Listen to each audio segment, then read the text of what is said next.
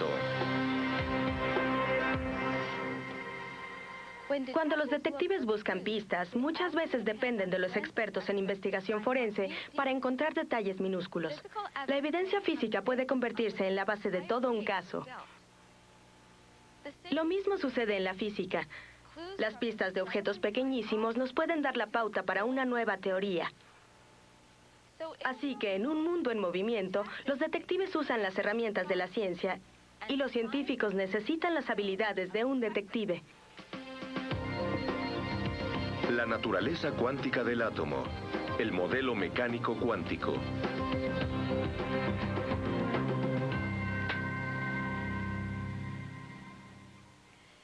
Cuando acerco mi manga a la luz ultravioleta, parece que brilla. ¿Qué pasa?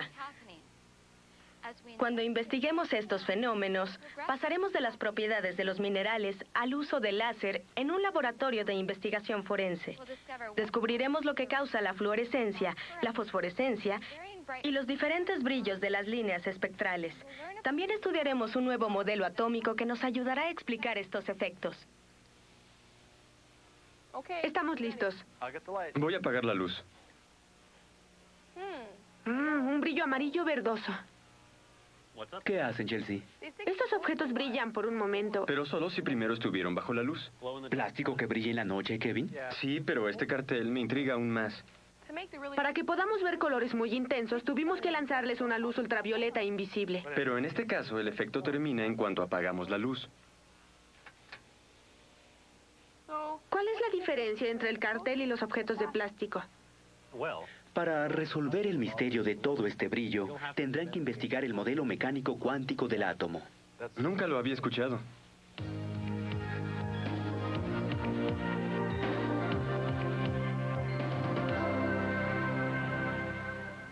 No sabía que los minerales tuvieran tantas propiedades, tantos colores y una estructura de cristal. Esta exhibición muestra otra propiedad que tienen algunos minerales. Se ven iguales que los otros minerales que vimos. Oprime el botón.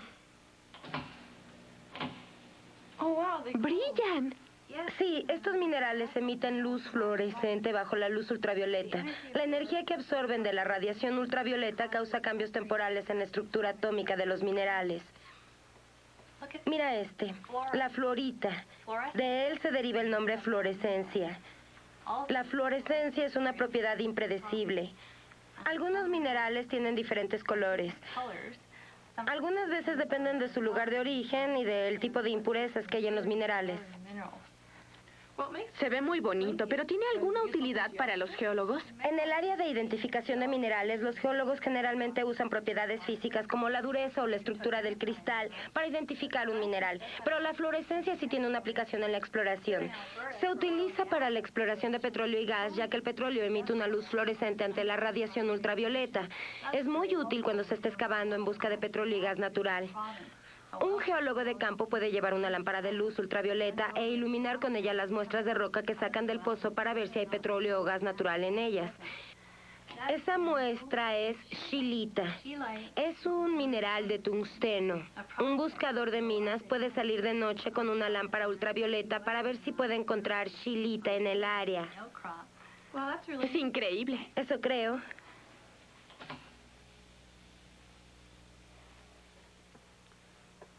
¿Qué pudieron encontrar? El modelo mecánico cuántico tiene sus inicios en el modelo atómico de Bohr. Sí, la gran contribución de Bohr fue relacionar la estructura interna del átomo de hidrógeno con su espectro. ¿Cierto? Las ecuaciones del modelo original de Bohr solo se pueden aplicar al hidrógeno, Pero sus ideas principales también son ciertas para los demás átomos. como los del mercurio. Ya veo. En 1914, James Franck y Gustav Hertz confirmaron que los discretos niveles de energía del modelo de Bohr existían en otros átomos. En su experimento, tomaron una nube de vapor de mercurio y le dispararon electrones cuya energía cinética ellos conocían. Para calcular la energía cinética de los electrones que salían de la nube de mercurio, usaron un método similar al voltaje de parada. En las energías bajas, de 4.8 voltios electrónicos o menos, los resultados mostraron que el vapor de mercurio absorbía muy poca energía. Pero si los electrones tenían 5.2 voltios electrónicos antes de entrar a la nube, salían con solo 0.3 voltios electrónicos. En este caso, los átomos del vapor de mercurio absorbieron 4.9 voltios electrónicos.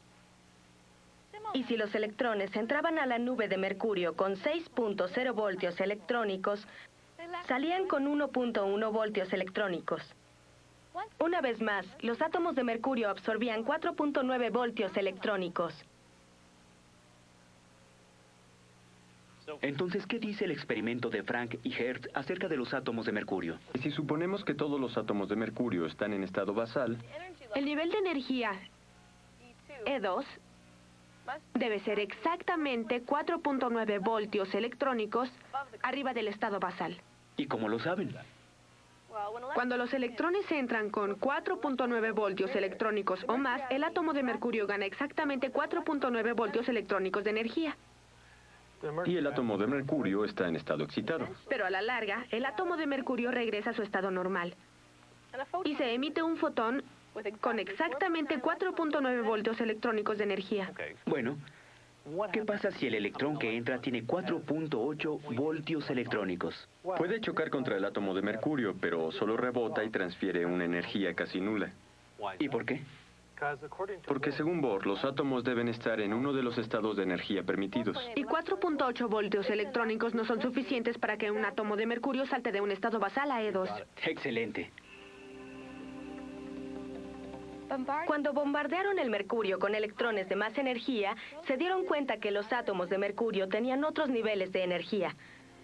Sin embargo, los átomos de mercurio no absorben todas las energías de la misma manera. Por ejemplo, digamos que 4 electrones, cada uno con 7.0 voltios electrónicos, chocan contra los átomos del vapor de mercurio. 3 átomos de mercurio podrían absorber 4.9 voltios electrónicos, dejando esos electrones con 2.1 voltios electrónicos. Solo uno de los átomos de mercurio absorbería 6.7 voltios electrónicos, dejando a ese electrón con 0.3 voltios electrónicos. El resultado es que cuando los átomos de mercurio regresan a su estado normal, emitirán 3 fotones con 4.9 voltios electrónicos y solo uno con 6.7 voltios electrónicos.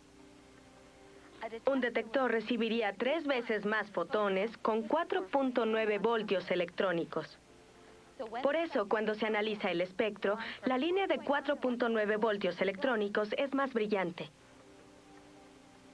Así que los fotones que emite el vapor de mercurio indican que las transiciones entre el estado basal y E2 son más frecuentes que las transiciones con estados superiores, E3, por ejemplo.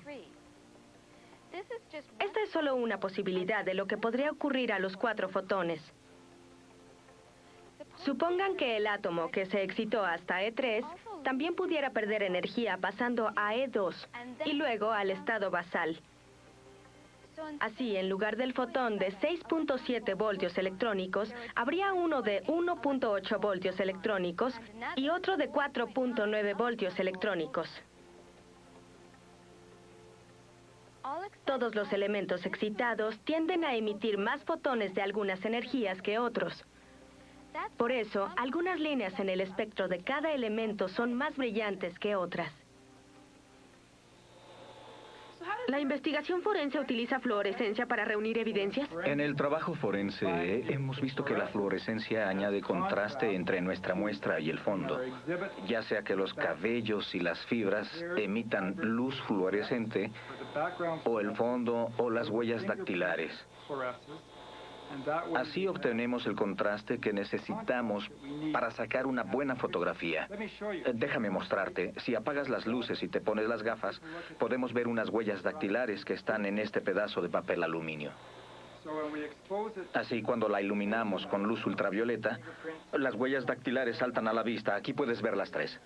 Y se pueden ver todos los detalles. Sí, es exactamente lo que necesitamos. Las tomamos y las fotografiamos. A la cámara le colocamos un filtro igual al que tienes en los ojos. Es un filtro que bloquea toda la luz debajo de 550 nanómetros. ¿Cómo sé que esto es fluorescencia? Lo sabremos si enciendes la luz y yo apago el láser. Ahora quítate las gafas y verás una luz de láser muy tenue en la pared. Si te pones las gafas de nuevo, la luz desaparece. ¿Sí? Quítatelas y puedes ver la luz. Entonces, lo que está haciendo es que bloquea toda la luz debajo de 550 nanómetros. ¿El láser no atraviesa las gafas? Así es, no puede atravesar las gafas. Todo lo que puedes ver es la fluorescencia. Díganme, ¿cómo explica el modelo de Bohr el brillo de las líneas individuales? El modelo de Bohr no lo puede explicar. Bohr también tuvo problemas para explicar por qué algunas leyes físicas, las de Coulomb y Newton, funcionan dentro de un átomo, mientras que otras, como las leyes de la radiación electromagnética, no. Se necesitaba un nuevo modelo para explicar lo que el modelo de Bohr no podía, como por ejemplo, por qué se favorecen algunas transiciones de energía y otras no, lo que da como resultado líneas espectrales más brillantes. El modelo atómico que solucionó estos problemas fue el modelo mecánico cuántico. Obviamente el tipo de gas no es lo único que puede determinar el color del tubo, ¿verdad? No, es el gas junto con una serie de factores como el color del tubo de vidrio. Puedes ver que este tubo es verde. Uno de sus extremos es claro y el otro tiene dentro un recubrimiento de polvo que contiene fósforo. Esta fluorescencia de fósforo, cuando la atraviesa la corriente eléctrica, excita el gas. Este tubo en particular, aunque se ve blanco estando inerte, se ve de este color lavanda cuando se le introduce gas argón y se le transmite la corriente eléctrica.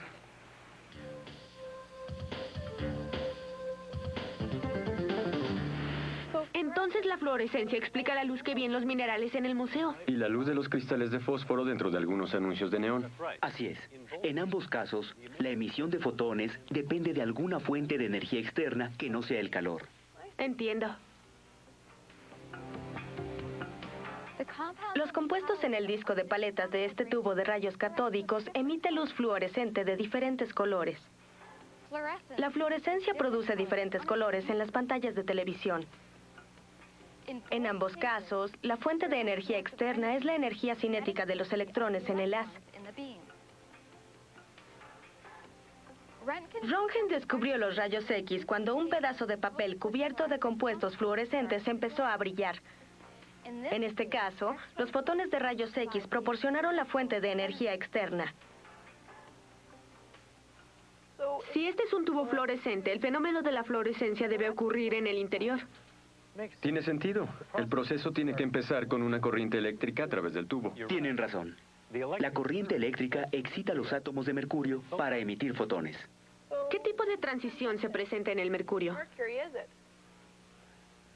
Según el experimento de Frank y Hertz que estudiamos, el mercurio tiende a favorecer la transición entre E2 y E1. Así que los átomos de mercurio emiten principalmente fotones con una energía de 4.9 voltios electrónicos. Bien dicho. Ahora, veamos los fotones de luz ultravioleta en el interior del tubo. Sí. Un fotón de luz ultravioleta choca contra un cristal de fósforo dentro del tubo. ¿Y después qué? El fotón desaparece a medida que el cristal absorbe toda la energía. Pero el cristal no puede volver a emitir la luz ultravioleta, así que el tubo produce luz visible. Así es, la mayoría de los 4.9 voltios electrónicos se convierten en la energía térmica de la celosía del cristal. ¿Y el resto? Y el resto excita un átomo para emitir un fotón. Pero esta vez con solo unos 2.0 voltios electrónicos de energía. Y como este fotón tiene menos energía, no está en la porción visible del espectro. Así es. Los cristales emiten fotones en toda la porción del espectro visible, y el resultado es la luz blanca. ¿Pero por qué estos tubos no son del mismo color? Los tubos están hechos con cristales diferentes. Algunos emiten más luz fluorescente en la porción azul del espectro, otros en la amarilla. Muchos detergentes para ropa cubren las telas con pigmentos que absorben la luz violeta y ultravioleta y luego emiten luz fluorescente en la porción azul del espectro. Con esto, la ropa blanca emite más luz de lo que normalmente emitiría. De ahí el lema, más blanco que el blanco. ¿Ya me puedes explicar por qué brillan estos carteles con luz ultravioleta, Chelsea? Pues llega un fotón de luz ultravioleta y la tinta especial del cartel absorbe su energía. Bien, ¿qué más, Kevin? Solo una fracción de la energía vuelve a emitirse como luz. Así que el fotón emitido tiene menos energía, que lo coloca dentro de la porción visible del espectro. Perfecto. ¿Y cómo podríamos obtener diferentes colores? Las tintas varían de acuerdo con las energías de los fotones emitidos. Así que obtenemos diferentes frecuencias de luz y colores según las diferentes tintas. Bien hecho. En la investigación forense, un tinte fluorescente puede detectar el ADN. Las muestras se tratan y exponen ante una fuente de luz ultravioleta. Si hay ADN, la luz ultravioleta hará que el tinte emita luz fluorescente de color anaranjado. Este exhibidor muestra una propiedad que tienen algunos minerales que está relacionada con la fluorescencia. Están emitiendo luz fluorescente como los otros minerales. Sí, los minerales emiten luz fluorescente en presencia de la luz ultravioleta. Mira lo que sucede cuando dejas de oprimir el botón. Siguen brillando.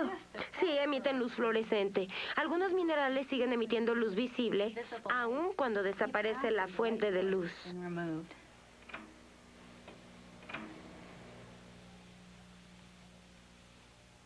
Así que el cartel emite luz fluorescente. Sí, porque cuando apagamos la luz, el efecto desaparece. Bien. Pero, ¿qué pasa con el llavero?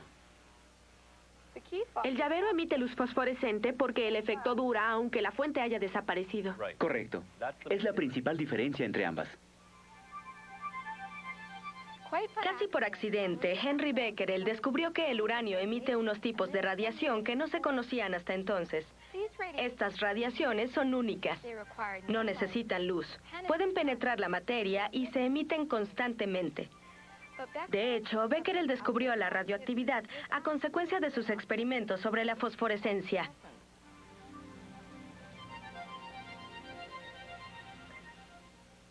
¿Por qué el plástico que brilla en la oscuridad sigue emitiendo fotones?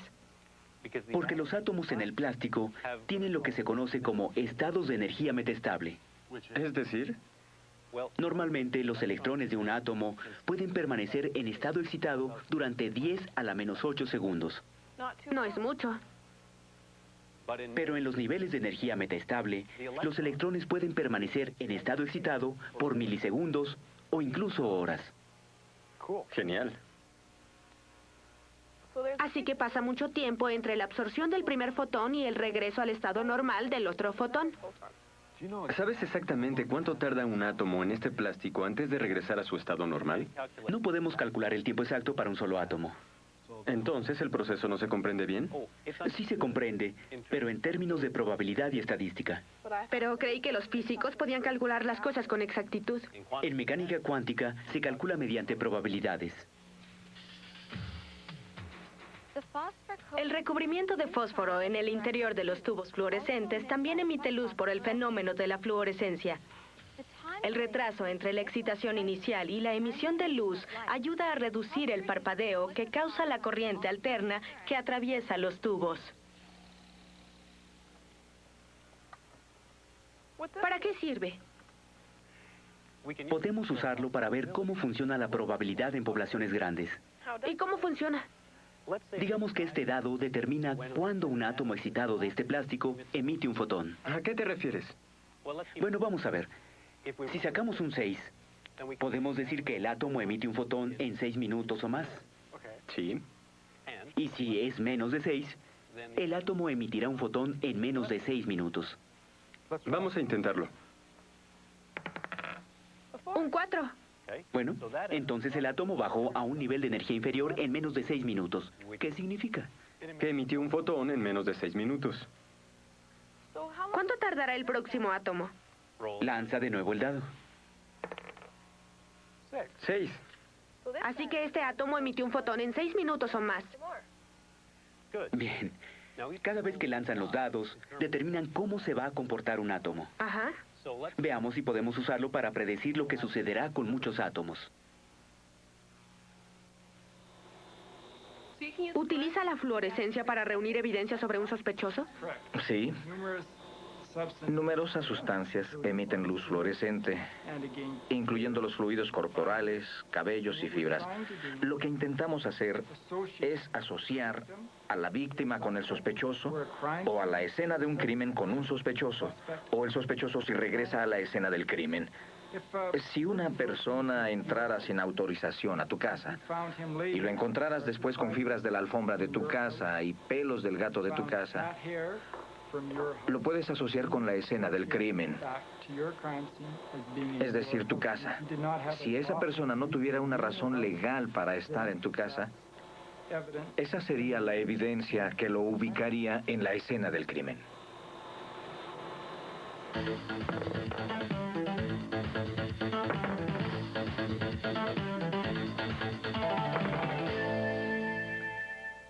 ¿Qué descubrieron? Como el dado tiene 6 lados, la probabilidad de obtener un 6 es de 1 en 6. En decimales, 0.16. Pero después de lanzar el dado 20 veces, los resultados no se parecían mucho a la predicción. Ya veo. Pero cuando lo lanzamos 50 veces y luego 100, nos fuimos acercando más y más. Si cada vez que lanzan el dado representa el comportamiento de un átomo, ¿a qué conclusión llegan? La probabilidad para predecir el comportamiento es más exacta cuando se trata de una población grande. Pero no lo es tanto cuando se trata de muestras pequeñas. Muy bien. Y si lanzaran los dados 1000 veces, ¿qué tan exactas serían sus predicciones? Muy cercanas. Y la mecánica cuántica predice el comportamiento de miles de millones de átomos. Entonces las predicciones y observaciones deben ser bastante exactas.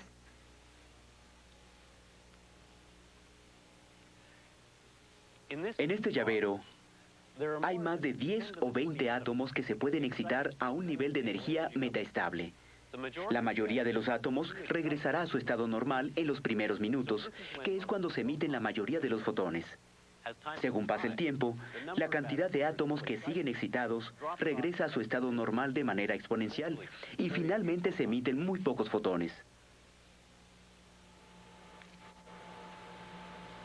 La cantidad de fluorescencia varía dependiendo de las propiedades del material. La sangre no emite luz fluorescente, mientras que algunos tipos de barniz para pisos emiten una luz fluorescente intensa. Un buen contraste entre los dos permite analizar el patrón de gotas muy pequeñas. El modelo mecánico cuántico emplea la probabilidad para predecir el comportamiento de átomos, electrones y otras cosas. Pero los científicos atómicos no traen un dado todo el día. Determinan las probabilidades mediante ecuaciones de probabilidad que tienen soluciones llamadas funciones de onda. Como estas. Te apuesto que obtendrás más de 1 a 6. Son más complicadas, pero todo sigue siendo probabilidad. A mí me parece un idioma extranjero. El lenguaje es matemáticas. Para realmente entender la mecánica cuántica, debes entender descripciones como esta. ¿Me puede explicar algunas de las muestras de estas huellas dactilares? Por supuesto. Esta es una serie de huellas dactilares donde usamos el láser en diferentes aplicaciones. Esta fotografía muestra dónde tomamos una huella dactilar de un libro con fluorescencia inherente. Allí solo usamos luz de láser. Aquí hay otro caso donde solo hay fluorescencia inherente en la huella. Puedes ver que es muy tenue en comparación con las otras. Este es otro ejemplo donde dijimos que tenemos el contraste invertido. Aquí los bordes son sangre y no emiten luz fluorescente, pero el fondo, que en este caso era un cuerpo, sí emite luz fluorescente, así que obtenemos el contraste que necesitamos para desarrollar la huella dactilar. Rutherford, Bohr y mecánica cuántica. ¿Vamos a comparar los modelos atómicos? Exactamente. ¿Pueden relacionar estas descripciones con los modelos? Claro. Esta dice planetas alrededor del Sol. Suena como los electrones y el núcleo en el modelo de Rutherford. Bien. ¿Qué tal esta? Estados estacionarios. Sería el modelo de Bohr. Correcto. Entonces, Nube de electrones debe ser mecánica cuántica. tienes razón. Tiene que ver con la probabilidad. En este modelo, lo más que podemos lograr es calcular la probabilidad de que un electrón esté en una órbita o en otra.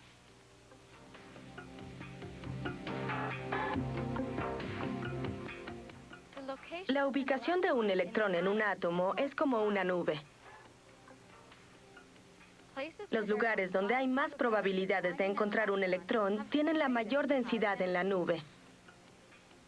Y los lugares donde la probabilidad es baja tienen la menor densidad en la nube.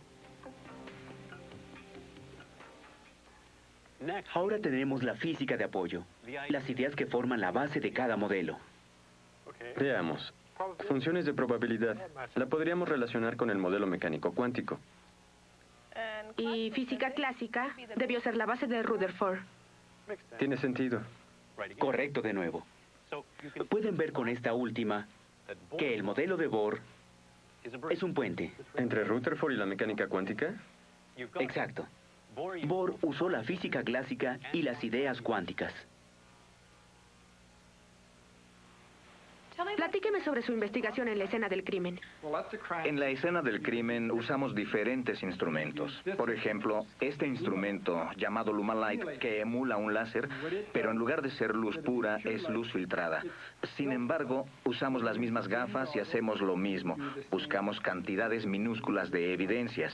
Esta es una lámpara portátil de luz ultravioleta, que actúa de la misma manera, solo que en lugar de excitar en la porción visible, excitamos en la ultravioleta y emitimos luz fluorescente en la porción visible. La última parte. ¿Dónde pondrían esta? Todo brilla en la oscuridad. ¿Qué modelo dice eso? Es una adivinanza. Lo tengo, la de Rutherford. Sí, claro. Los electrones están emitiendo radiación constantemente. Por lo menos nunca perderás las llaves. Pero desaparecerían en una 1000 millonésima de segundo. Bien, ¿qué me dicen de esta? Esta explica el brillo de las líneas espectrales. El modelo de Bohr no lo logró. Así que debe tratarse del modelo mecánico cuántico. Solo nos queda una. Frecuencias del fotón. Concuerda, el modelo de Bohr sí lo explica.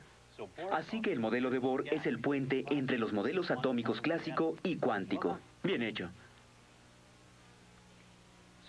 Ahora, ¿entienden mejor cómo funcionan estas cosas?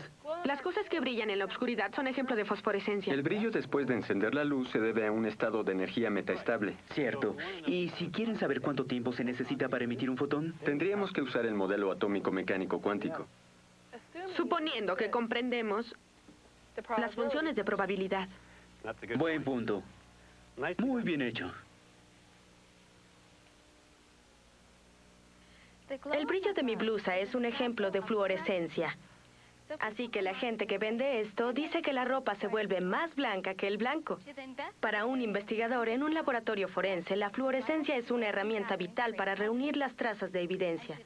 Y para un físico, es otro ejemplo de la mecánica cuántica en acción. Sin importar cómo lo vean, la física juega un papel esencial en nuestro mundo en movimiento.